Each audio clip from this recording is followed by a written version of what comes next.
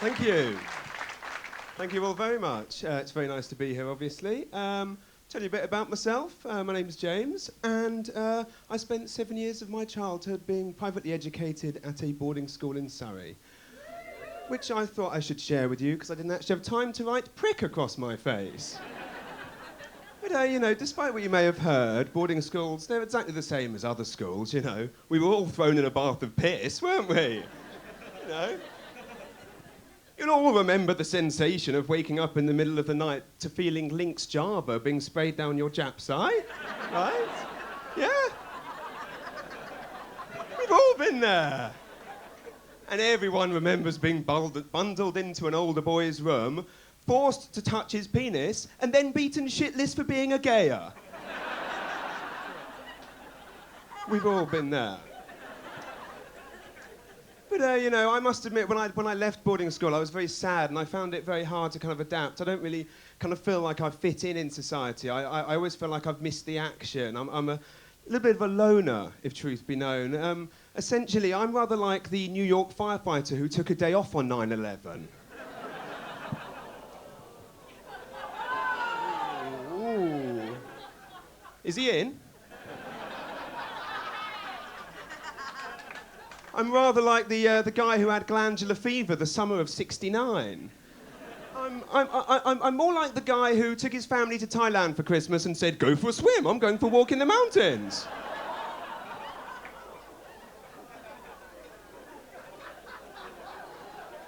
I'm the friend of Rod Hull that said, "TV's a bit fuzzy, mate. Could you, I'm the friend of Dr. David Kelly that said, "Can't speak now, Dave. Why don't you go for a walk in the woods and think about what you've done?" Oh, you're not going to like this one, then.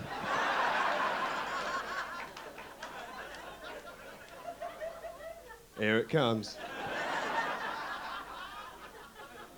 I'm the friend of Roy Castle that said, "It's fine to smoke, Roy, as long as you do it in secret." But, you know, to kind of get over this kind of sadness that I feel, I decided to get away. So I thought I'll go to the States for a week, where I sat in my hotel room watching Michael Jackson's trial on the TV, which was rather reminiscent to my early childhood, actually, sitting in a dark, dingy hotel room in my underpants watching a guilty paedophile shift nervously in his seat. It's, you know, pleasant.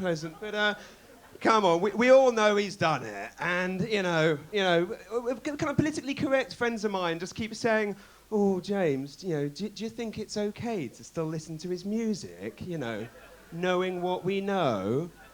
I said, "Of course it is. I'm still loving Ian Huntley's last album."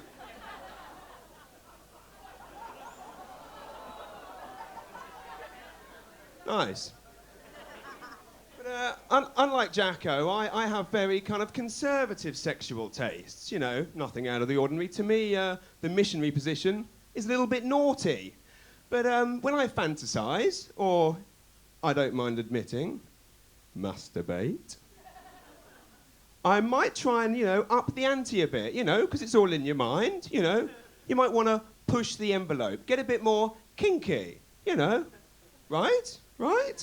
So my question is this: these S&M hardcore fetishists that sandpaper their bollocks and nail their foreskins to planks of wood, what the hell do they fantasize about?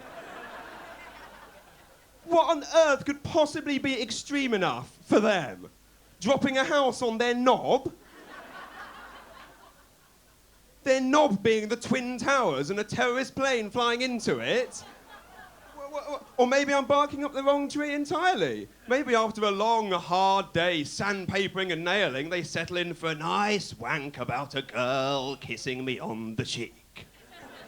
Thank you very much, ladies and gentlemen. I've been James Mullinger. Good night.